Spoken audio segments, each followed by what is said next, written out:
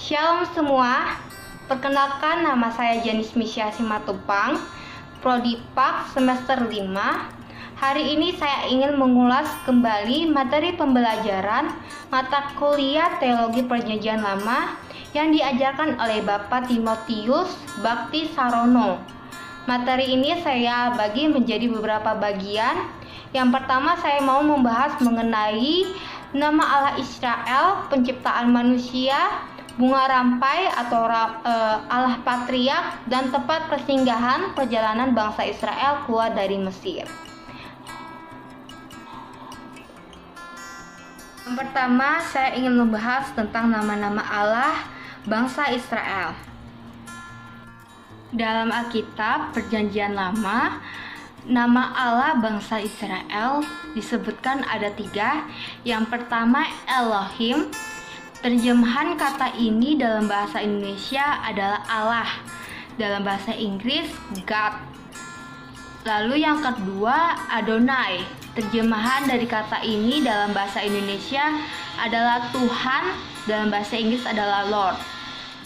Lalu kata Elohim dan Adonai adalah 2 kata yang digunakan untuk gelar dari oknum yang disembah di dalam Perjanjian Lama, baik disembah oleh orang Israel maupun yang disembah oleh bangsa-bangsa kafir. Lanjut yang ketiga yaitu Yahweh. Terjemahan dari kata ini dalam bahasa Indonesia adalah Tuhan atau Allah, dalam bahasa Inggris Lord.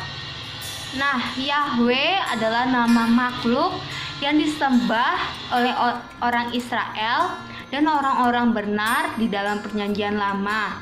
Yahweh adalah Elohim yang menciptakan langit dan bumi dan segala isinya seperti yang disebutkan dalam Kejadian pertama dan Kejadian kedua. Kita juga bisa lihat dalam Keluaran 20 ayat yang ke-11.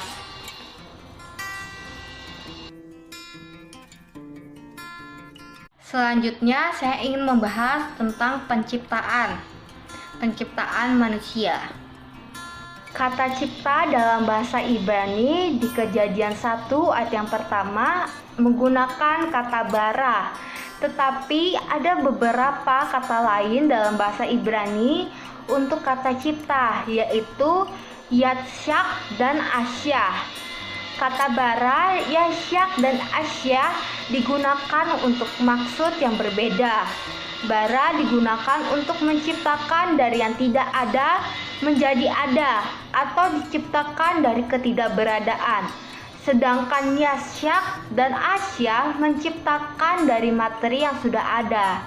Kata bara digunakan hanya ada 5 kali tercatat di dalam Alkitab, yaitu Kejadian pertama ayat yang pertama, Kejadian pertama ayat yang ke-27, 2 kali disebutkan dalam Kejadian 2 ayat yang ketiga, dan yang terakhir dalam Kejadian 5 ayat yang pertama. Selanjutnya penciptaan manusia. Proses penciptaan manusia terbagi dalam 2 narasi.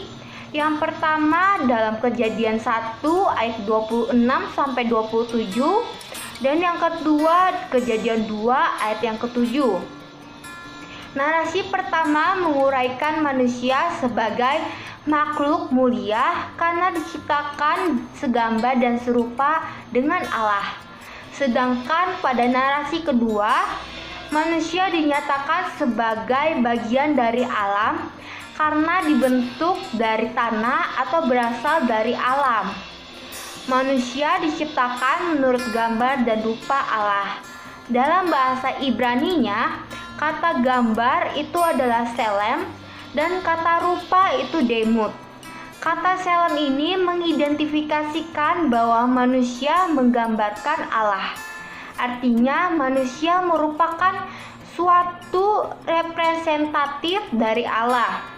Sedangkan demut di dalam Kejadian 1 ayat yang ke-26 mengidentifikasikan bahwa gambar tersebut juga merupakan keserupaan, artinya menyerupai sesuatu. Lalu penciptaan manusia adalah pekerjaan yang dilakukan oleh Allah sendiri atas kehendak dan inisiatifnya sendiri. Allah menciptakan manusia menurut gambar dan rupanya supaya manusia dapat merepresentatifkan Allah di dunia. Dengan demikian, wajar bila manusia memiliki sifat dan karakter seperti yang Allah miliki, termasuk spiritual, rasio, kehendak, dan moralitas. Latar belakang pemilihan bangsa Israel. Kata Israel digunakan untuk menyebut kedua belah suku yang menurut asal mulanya berasal dari Yakub. Israel berasal dari bahasa Ibrani yaitu Yisrael yang berarti Allah bergumul, yakni nama baru yang pada awalnya diberikan Allah kepada Yakub sesudah dalam pergumulannya di Peniel. Mengenai sejarah pemilihan bangsa Israel sebagai bangsa pilihan, dimulai dengan panggilan Allah kepada Abraham untuk menjadi bapa dari suatu bangsa baru. Tercatat dalam Kejadian 12 ayat yang pertama sampai ketiga. Israel dipilih oleh Allah karena perjanjian Allah yang telah diadakan Allah dengan nenek moyang bangsa Israel. Menurut kesaksian Alkitab, bahwa ada beberapa kali perjanjian Allah dengan umat Israel, yakni perjanjian Allah dengan Nuh sebelum atau sesudah air bah, Abraham, Yakub, Ishak, lalu perjanjian di Sinai, dan Daud. Latar belakang pemilihan bangsa Israel. Kata Israel digunakan untuk menyebut kedua belah suku yang menurut asal mulanya berasal dari Yakub. Israel berasal dari bahasa Ibrani yaitu Yisrael yang berarti Allah bergumul, yakni nama baru yang pada awalnya diberikan Allah kepada Yakub sesudah dalam pergumulannya di Peniel. Mengenai sejarah pemilihan bangsa Israel sebagai bangsa pilihan, dimulai dengan panggilan Allah kepada Abraham untuk menjadi bapa dari suatu bangsa baru. Tercatat dalam Kejadian 12 ayat yang pertama sampai ketiga. Israel dipilih oleh Allah karena perjanjian Allah yang telah diadakan Allah dengan nenek moyang bangsa Israel. Menurut kesaksian Alkitab, bahwa ada beberapa kali perjanjian Allah dengan umat Israel, yakni perjanjian Allah dengan Nuh sebelum atau sesudah air bah, Abraham, Yakub, Ishak, lalu perjanjian di Sinai, dan Daud. Tempat persinggahan perjalanan bangsa Israel keluar dari Mesir. Ada 42 lokasi yang disinggahi oleh orang-orang Israel setelah mereka keluar dari Mesir. Tetapi saya hanya mengambil 2 tempat yang memiliki banyak kejadian-kejadian yang terjadi. Yang pertama, ketika mereka berada di padang gurun Sinai, di mana pada saat itu Tuhan menampakkan diri dan menurunkan firman-Nya. Itu tercatat di Keluaran pasal yang ke-19 sampai 40 dan juga di kitab Imamat. Lalu bangsa Israel membuat kemah suci, tabut perjanjian, dan segala perkakasnya selama lebih dari setahun. Lalu dalam tahun kedua setelah keluar dari Mesir, mereka berangkat ke padang gurun Sinai. Mereka berangkat dalam barisan yang rapi. Di sana Roh Allah turun kepada 72 orang. Tuhan juga mengirim burung puyuh.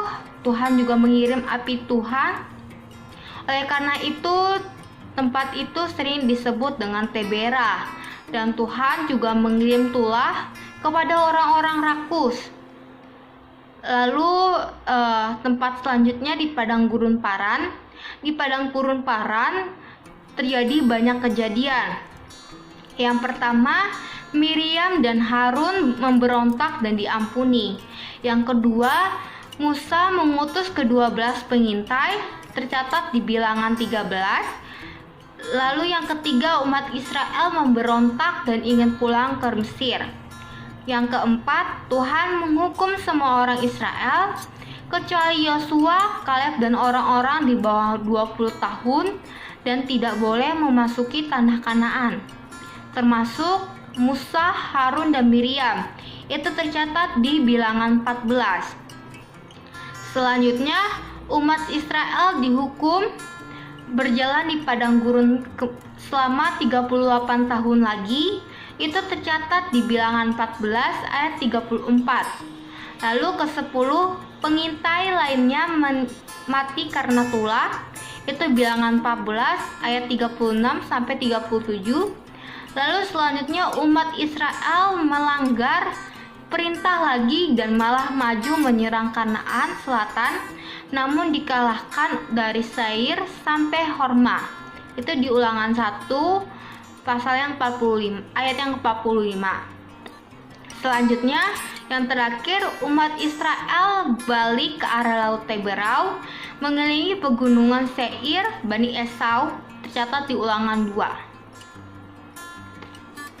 Selanjutnya, saya ingin membahas tentang materi pembelajaran bunga rampai. Tapi saya hanya mengambil satu babnya, yaitu saya mau membahas tentang Allah Patriark.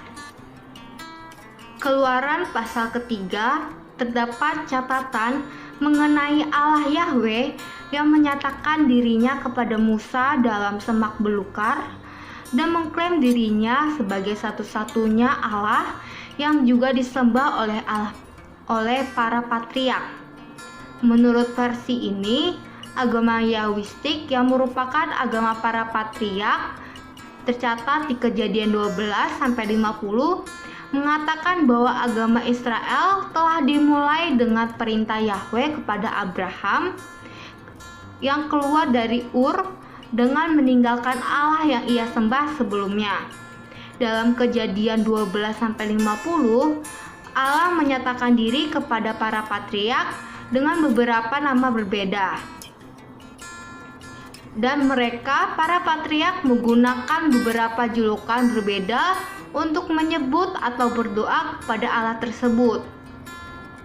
Menurut Albert Alt, El merupakan figur Allah yang biasa dihubungkan dengan tempat-tempat khusus seperti El Roi di Belahai Roy, Kejadian 16 ayat 13, El Olam di Beersheba, Kejadian 21 ayat ke-33, El Elohe Yisrael di Sikem, Kejadian 33 ayat 20, El Betel di Betel, Kejadian 31 ayat 13 dan Kejadian 35 ayat 7, dan El Elyon di Yerusalem, Kejadian 14 ayat 19 dan Kejadian 14 ayat 22, dan El Shaddai, Kejadian 17 ayat 1 sampai 20. Dalam kitab Ibrani, El biasanya diterjemahkan dengan istilah Allah, sedangkan Elohim merupakan bentuk plural dari El, namun menjadi singular apabila dipergunakan bersama-sama dengan pronominal. El muncul dalam banyak Mazmur, misalnya Mazmur 82 ayat 1, Mazmur 29 ayat 1, Mazmur 89 ayat 6 juga terdapat dalam teks seperti Kejadian 33 ayat 20, El Elohe Israel. Lalu Hakim 9 ayat 46, El Berit. Lalu Hakim 8 ayat 33 dan Hakim 9 ayat 4. Sekian dari pembahasan saya. Semoga kalian semua bisa dapat mengerti. Terima kasih. God bless you.